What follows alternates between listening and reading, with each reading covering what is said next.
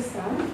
And with that very small introduction, you probably would know what kind of concerns Kurds like us have when it comes to human rights. I would like to first address I would say the human rights violations that Kurds face, not necessarily on our land, but when we are abroad. So for example, Kurds in Washington, D.C. protesting peacefully and very democratically against the visit of Recep Tayyip Erdogan, and how they were viciously attacked, and it was all on footage, and it's all there documented, and it's you can see there are tens of millions of people who have seen the videos, but we do not see any specific political entity or from a human rights entity that can just at least condemn such violations. And we are talking about the land of the free. We're talking about the land where democracy possibly flourishes, and where the land where they go abroad and try to implement democracy in other countries and other continents. In addition to that, even Kurds in Turkey, they have faced all kinds of discrimination, and they're not alone. We see the head of the HDP party in Turkey, which was democratically elected into the government, but he's now serving sentence in jail for just being against Recep Tayyip Erdogan. And we have not, and he's been in jail for a couple of months now, with hundreds of thousands of other people in Turkey as well, for simply just not being on the same terms with the government there. So with that said, when we hear the words human rights, this is what comes to our minds as Kurds. We don't understand when is it right, or when do people actually come and say, well, this is wrong. Because what we understand from this, it's only when it's politically, or it serves the agenda, or it serves the system, that's when we hear people condemning these kind of actions, or putting a stop to it. We don't hear it when there's a specific personal interest from these states, with, for example, Turkey or even Iran, because Iran have their own fair share of violations against Kurds and ethnicities in their own country. So what is the importance of the idea of human rights when it comes to such horrific violations? Thank you. And it's addressed to anyone. Thank you. Thank you very much. Let's take one more, and then we'll give it back to the panel, please. Or maybe two more. Okay. Siddharth from India. And I want to ask a slightly philosophical question regarding both democracy and human rights. So you have a philosopher called Slavoj Zizek, and he was writing about Brussels and the EU, and speaking about how this, in his words, lack of transparency in Brussels works for the betterment of Europe, because you cannot trust the public opinion, so you have to have a set of elites, elected of course, that look after society's best interests. So my question being is, are elected officials supposed to enforce the will of the people, or are they rather supposed to look after the consciousness of society? Excellent. And the third question, come back to the panel. Hi, my name is Rudo. I'm from Zimbabwe. My question is also in reference to human rights and democracy. In terms of government, when we're speaking of human rights in light of democracy, I find that a lot of countries, such as my own, find democracy to be a Western concept, and then it's very difficult to push any agenda within the human rights context because of that. So my question is is there a way to look at human rights without looking at democracy, even though they sort of relate, what they do sort of relate? And how can at government level, can we push that agenda outside of the democracy context? Excellent. And now I'd ask the panelists to decide amongst themselves maybe if one or two of the questions might be more relevant, which they'd like to respond to. Brief response if you can, and then we should have time maybe for a second round of questions as well. So I leave it to the democracy of the panel to decide who would like to react first.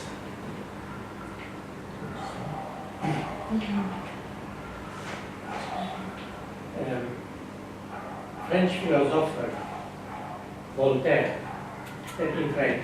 Si vous voulez discuter avec moi, précisez Voltaire. If you want to talk with me, besides the wall or text, there's a difference between human rights and democracies, two different concepts. One example is a model of American democracy, presented model for all the world. In the first period, American democracy was without human rights. Human rights is a recent concept. Firstly, American democracy, any rights for black population was the slaves. In American democracy were the slaves. The American president had a black slaves. Any right to vote for women don't exist. Was discrimination not only for Jewish and for Catholics. This was the beginning of American democracy. Model of American democracy very recently. And for the human rights for black populations is after the Second World War. For different minorities, rights is very recent. And why we need to have to talk about culture of democracy. It is the task of Institute of Cultural Democracy is not to focus on the recent conflict and to create a culture of democracy, culture of peace. And understanding, because there's a lack of patience. We talk about disappointing by Western authorities about Arab Springs. They want very rapidly Arab people having the same potential like in the United States, Germany, French, and Western. We need the time. We need the time. We need the education. We need the generation. This is to understand this difference. I am a geologist. I am professor of geology. In geology, we work with millions, hundreds, billions in time.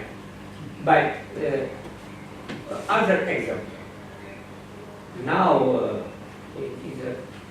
in Germany, is an excellent relationship between Catholics and Protestants. Germany celebrated 500 years of Luther. But firstly, the wars, bloody wars between Catholics and Protestants.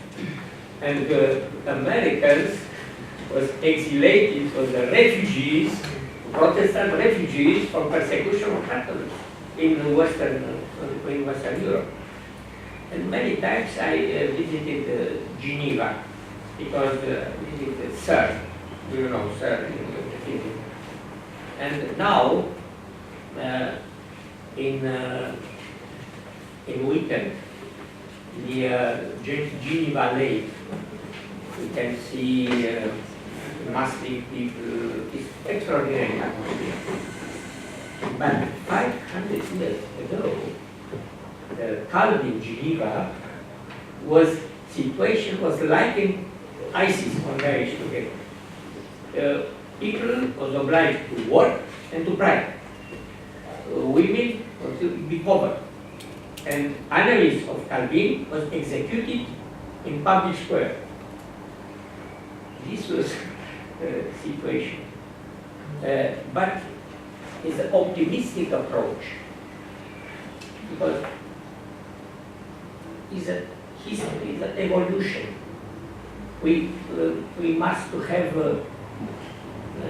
confidence in capacity of people to transform, to be educated, to understand democracy, to understand the importance of human rights. But no, it's not possible rapidly in 10 years, in what's extraordinary what happened in former communist countries, Central Eastern Europe. Capacity to transform mentality of people coming from dictatorship regime to democratic regime. I think it's useful perhaps to distinguish human rights and democracy historically. We have a historical picture and we have an actual present situation. Historically, the idea of limited human rights developed, at least in Europe. We cannot talk about the world, but in Europe, in the 12th, 13th century, when the aristocracy wanted to have rights, either be the king, Magna Carta Libertatum. The big bill, the round Bill of Rights meant we as aristocracy, not the people in the countryside, not the people in the city, want not to be tortured by the king's men.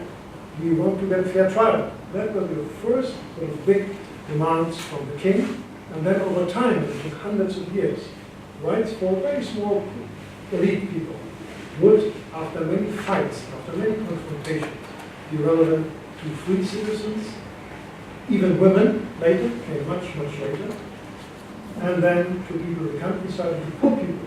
But this was never automatically the case. Human rights immediately. Very small number of people, vis-à-vis the king, finally got their Charter of Rights. And that was in Europe, it started in the United Kingdom, it went over many countries, and at the beginning, kings did not want to do that. Kings were absolute monarchs, they did not want to give in any rights. So it took a long time, as you say, empirically, until there was the idea of human rights, of men, women, children, people in the countryside, and the city, and so on. And democracy came much, much later. Democracy, as we understand it now, hundreds of years later. Originally, the right to elect someone was limited. A small number of people, aristocrats, and money. But general election rights, for example, including women, started in the 20th century, beginning of the 20th century, Finland, and some other countries, the first general rights election.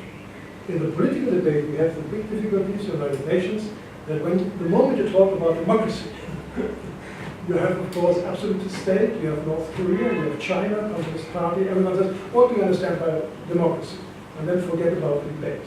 So they use more neutral language of the United Nations. They like to talk about political participation. That's much more neutral. The moment you talk about democracy, you get the Western democracy debate. What I'm trying to say is, when it comes to the actual situation, I believe one can argue in some, let's say, more difficult countries for human rights and the rule of law, without immediately getting on democracy and all that, because a number of people immediately feel attacked by the using these words, this terminology. But in the midterm and the long term, you cannot avoid a discussion about democracy. Because at least I have not seen any dictatorship or authoritarian countries which works beautiful in respect for human rights. Often there is a close relationship. But whether you work with an agenda at the same time, I want sexual liberation, I want human rights, I want rule of law, I want democracy, and you confront the government. In some countries it's simply quite difficult. And so one should work sometimes step by step. I worked a long time for Amnesty International. And when we started to work on Arab countries, for example, that was a key issue. Should we immediately start in Arab countries with prohibition of torture? Yes. Should we immediately come with death penalty? Well, every country in the Arab world had at the time death penalty. Should we immediately come with freedom of sexual orientation?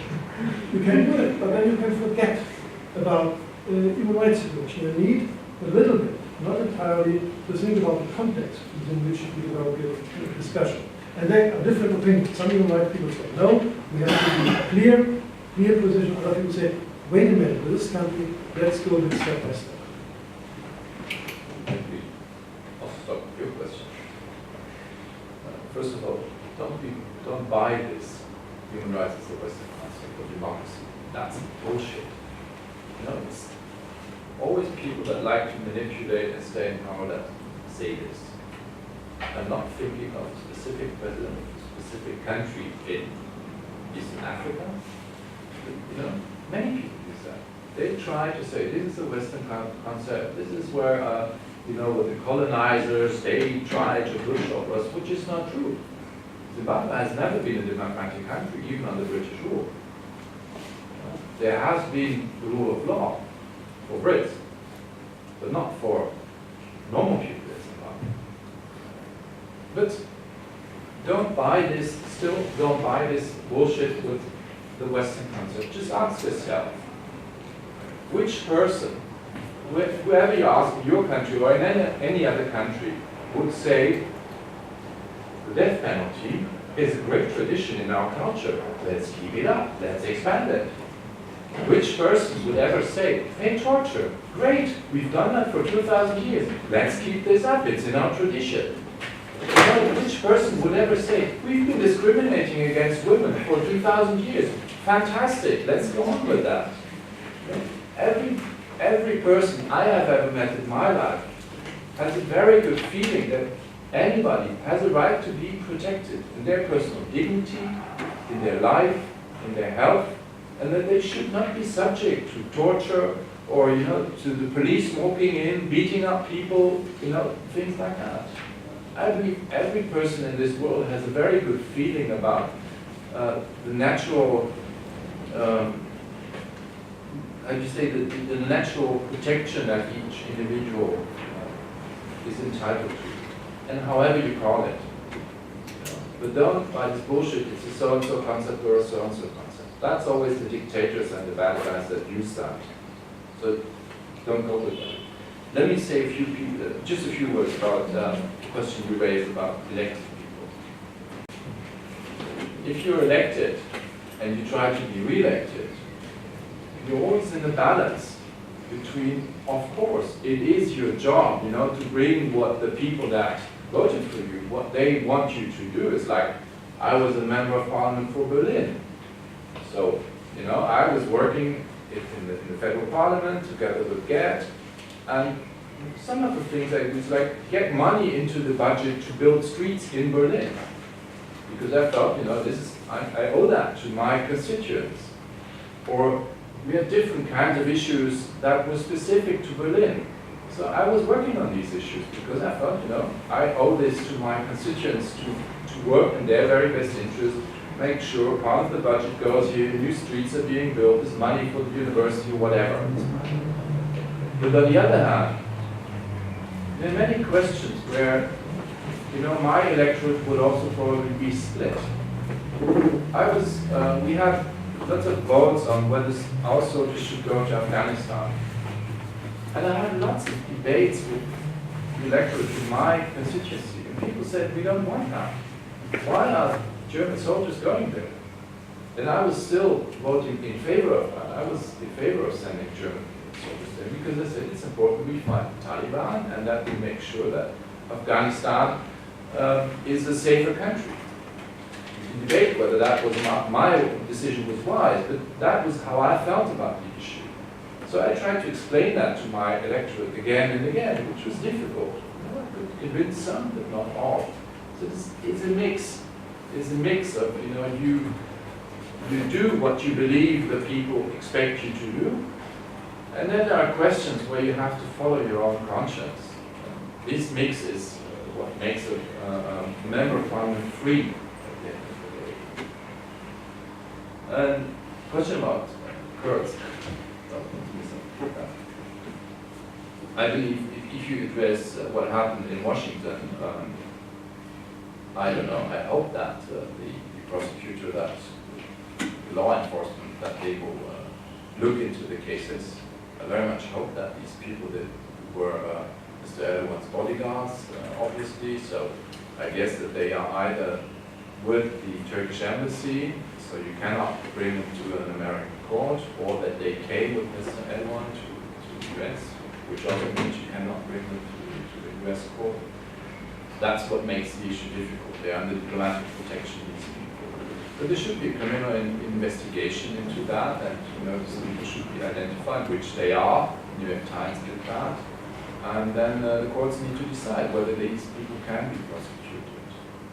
And I mean, the other issues you mentioned, there's no question about all the MPs, journalists, and also there's so many people in jail, people which are allegedly fans of Mr. Gülen or whoever it is, or people that are in jail, tens of thousands in Turkey, which should be released.